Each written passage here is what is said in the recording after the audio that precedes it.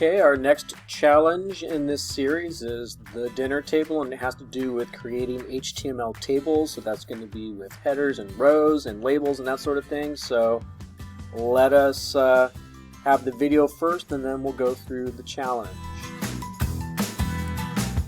I've made this webpage about my pets with a list of their names. When you look at the list, what do you wonder? I've had pets named Black and White, Demon, and Angel. But what kind of pets were they? What color were they? How old are they? I should probably give you more information about the pets in this list to answer your questions. I could do that by making nested lists, or maybe putting information in parentheses. So Black and White is a rabbit, Demon, cat, and Angel is also a cat. But I don't like this because it doesn't look very organized, and I can't just easily skim down and see all the species in one nicely aligned list. This is in fact the perfect opportunity for a table, with a row for each pet and columns for each attribute about the pet that I want to share with you. In order to make tables in HTML, we will need a lot of tags, so brace yourself. And don't worry about memorizing all these tags, you can always look them up later. It took me 10 years to memorize all the table tags, and I'm a pro. Alright, get ready. First tag is table, aptly named. Next, we need a header area for the table to hold the labels for each column. So we write T head. Inside that, we typically just want a single row of header cells. Anytime we write a row in the table, we use the TR tag. Inside that row, we want header cells. For a single header cell, we write TH. Okay, what will the first column label be? Pet names. That's pretty much the most important thing in the row and the identifier for it. Now let's add another column for species. And finally, let's add a column for color. I think that's enough columns for now. Let's add some data. We start off the rows of data with T body underneath our T head. And then once again we want a row, so we're going to use that TR tag. But inside here, instead of using TH, we'll use TD because we're in the body. We're going to say TD, which stands for tabular data. And what is the value that goes in this first cell in the first row of data? Well, I'm just going to look up to my list and see that the first thing in my list was Black and White, and that's her pet name. So I'll just write and White. Now the second TD. We can look up and see that our second TH was species, and Black and White was a rabbit, so we'll write rabbit. And finally the third TH. So we look up and see that that third TH was color, so the corresponding TD. Well, I was not a very creative kid when I named this rabbit, so you can probably guess the colors. Okay, let's do another row. So I'll show you a little trick, is I like to actually, once I've made one row, I select that first row, copy it using a keyboard shortcut, which is usually Control-C or Command-C, depending on your operating system. And then I will paste it, also using a keyboard shortcut, which is usually Control-V or Command-B, depending on your operating system. And now that I've pasted it, I will just go and change the values. So this one will be Demon, Cat, and Black. And then we'll do it one more time. And this one will be Angel, Cat, and Orange. Okay, so it just gets really boring actually writing those TRs and TDs over and over, so that copy-paste trick will make all of that a lot less boring. And there we have it, a table. I could easily add more columns just by adding another page in each of the rows if I wanted to share more details about my pets. And you might be wondering how you can change the way this table looks, like changing the borders, the colors, the spacing. You could do all that with CSS properties, which you may have already learned or you'll learn soon. Now, try spinning off this webpage to make a list of your own pets, or the pets you wish you had.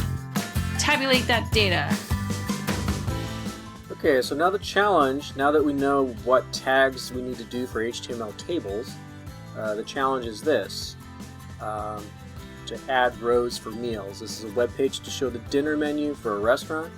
We've created the initial table with 3 columns for the meal, ingredients, and price. Now add 3 rows of data to the table, 1 row for each meal. So they've done the majority of the work for us, and I think what I'll do is, since this website lets us, I'm going to go and take these codes for tables. So I think what I can do is take this TR and these TDs. I'm going to copy, Control C. I'm going to come back over here, and I believe that they have to be inside of the header tag. So let me go make sure that's true again. So let me see, let me review. Okay, so TR, THs are inside of the TR, and then that was just the header, okay? And then we have the T body, so the body is going to be black and white rabbit, black and white, okay? So let's try this out. So with the data that we're going to do, I believe we need to go in between the T bodies, so I'm going to Control V to paste, and so now I've got the information from the last video, but I've got it in the format that I want. So meal, ingredient, price. Let's just swap out the information. So right here, let's say I put in, let's put in an appetizer like chicken wings, and ingredients, say chicken, and sauce. This right here would be price point for chicken wings, let's say 12 bucks. So we get to make up all this information when you're making your table. Okay, so the next row we're going to do is, let's go with the full meal. So if I were to have chicken wings, then I would go on to a tri-tip sandwich. And the ingredients would be beef, bread, and mayo. And let's make the price, I don't know, $18.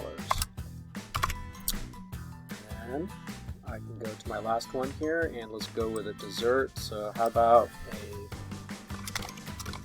key lime pie? And that's going to be limes and crust. And let's say a slice of key lime pie is going to cost me $6. Okay. So now I've got my table. The meal column, the ingredients column, and the price column, and then our rows are chicken wings, tri-tip sandwich, and key lime pie. And our character right here is happy with our results, and I'm going to finish the challenge, and I'm going to do the spin-off, and once again we just put in our name and save, and we get the share link, which is right here next to the vote button. Triple click, we'll highlight everything. Control C to copy. Going back to the assignment, I'm going to do the link and paste. And now I've got 2 out of the 3. So actually, while we're in this video, I'm going to go back and get that first one. So links for learning, let's go get that. So in case you are in this situation where you forgot to put it on the Google Classroom assignment, this might help you out. So you just go back, and as long as you did the spin-off or you finished the challenge, you can go back. So here's the links for learning. I can click my spin-off again, put my name in there, and repeat the process. So it'll load, do my share button, triple click, Control C to copy, go back to the assignment, add that link. I'm going to Control V to paste right here, and we are good to go. So you know that you've gotten the right links for me to take a look at on these when you see the words spin-off, and when you click on them, it actually takes you to your exercise, And you can see your name down here, created by. If I see anybody else's name, then I know that you didn't save it right, because the name usually is Pamela, and that's the person who's doing the videos. So I know you didn't do the spin-off. So make sure you do that when you're turning these in. And for me now, I've got all 3. I can turn that in, and I'm going to be good to go. So I'll post this to the assignment and look for the next tutorial, which will be the project, which is, I believe, the recipes. So I'll see you back in class.